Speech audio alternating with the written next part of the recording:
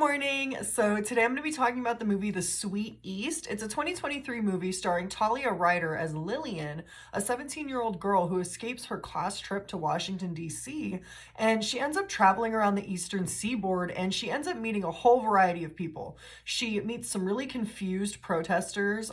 She meets Nazis, filmmakers and movie stars, and a bunch of other weird people.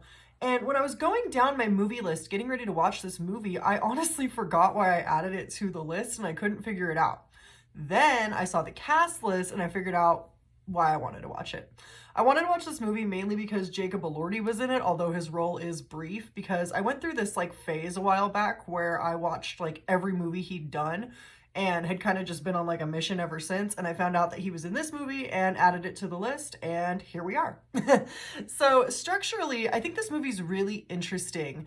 It's almost a very politically charged, and when I say politically charged, I mean from both sides, which is interesting. It's kind of like a loose version of Alice in Wonderland, where you have this character sort of going on a journey of discovery being led by other people. I watched this movie with my boyfriend, and he made a remark that it's kind of similar to the Doom generation. And I thought about it for a little bit, and he's right.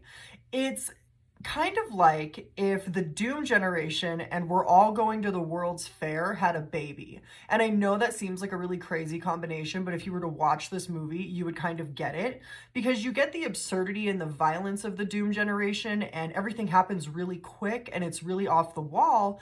I mean, the movie literally starts out talking about Pizzagate, and then you also, though, on the flip side, get these really pretty quiet shots, very similar to We're All Going to the World's Fair, and shots that are very visually nice to look at, but not so much is happening, if that makes sense. They just sort of add a level of immersion to the world and the story. So for that, I think it's actually really interesting, because this is a movie that kind of shows multiple layers. There's not one kind of track that we're going down.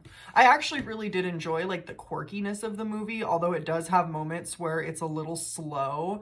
I had to watch it over the course of 2 nights just because I was really tired and I fell asleep the first time, but I did enjoy it.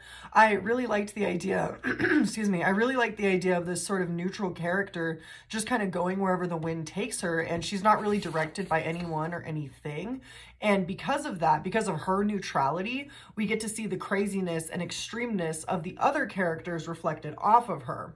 So all in all, I want to give this movie a 6 out of 10, mainly for the pacing, but it was something different. I love finding movies like this that kind of always leave you questioning a little bit, because it leaves you with this feeling that the world is a little bit bigger than you thought it was when you started the movie initially.